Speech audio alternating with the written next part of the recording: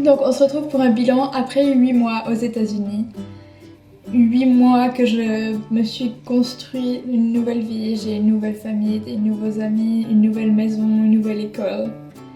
Et je devrais quitter tout ça.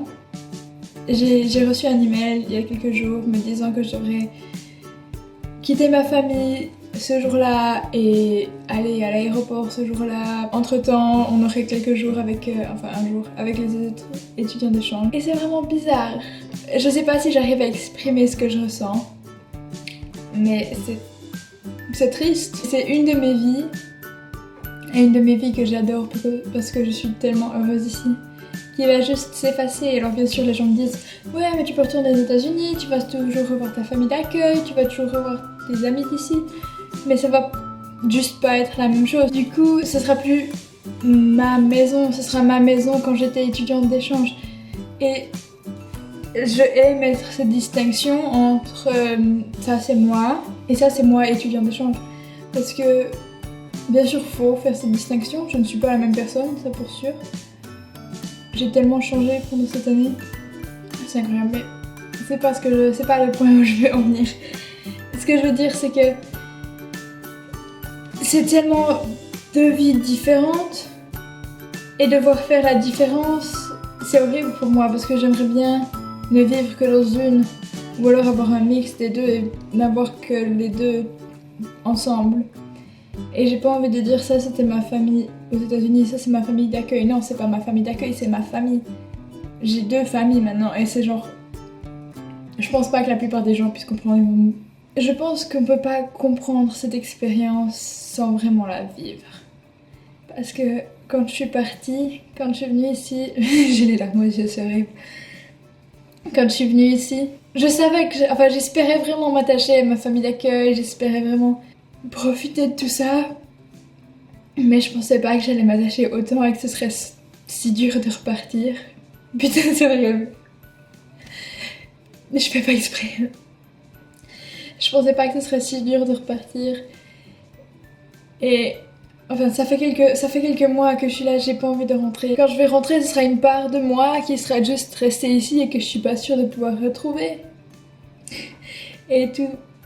Ouais, bref. Même si je reviens, la plupart des gens, je vais jamais les revoir. Et... Yep. Sinon, pour un point de vue plus objectif, après 8 mois, je comprends tout en anglais. Except quand les gens parlent vraiment vite et à propos de trucs dont j'ai pas la moindre idée. Mais bon, ça je pense que ça arrive à tout le monde, même si tu parles anglais.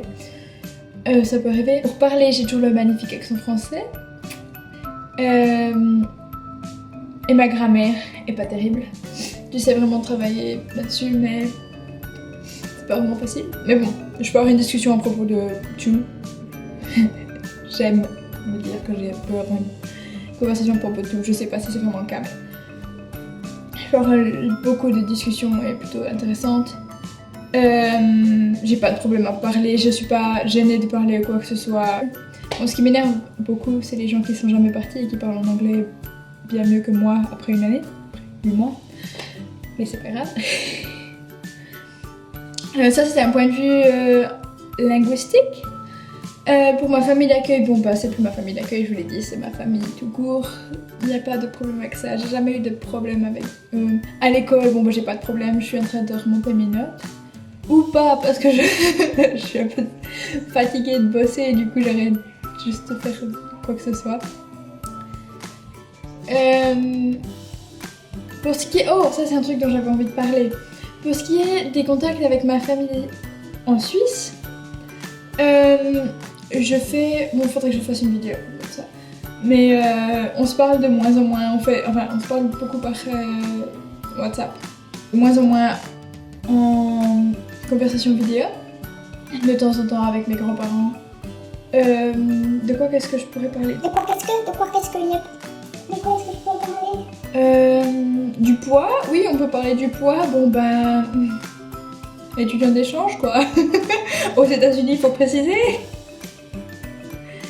Bref, est-ce que j'ai vraiment besoin d'en parler? Je fais pas attention à ce que je mange parce que je suis bien plus heureuse en mangeant ce que je veux qu'en me disant non, mange pas ça, mange pas ça, mange pas ça, j'ai envie de profiter de mon échange. Ok, le truc qui me manque le plus, c'est la nourriture. Après, c'est mes parents. Mes parents me manquent beaucoup, ma famille, mes enfants. Ma famille me manque beaucoup, mes parents, mes frères et sœurs et non pas mes enfants. Mes amis, j'ai vraiment peur de retourner en Suisse. Je sais pas encore ce que je vais faire, je sais même pas encore dans quelle école je vais aller, c'est un peu la cata. Mais ouais. Est-ce que je dois parler de quelque chose d'autre? J'ai rien qui me vient, voilà. C'était une vidéo un peu chiante, désolée.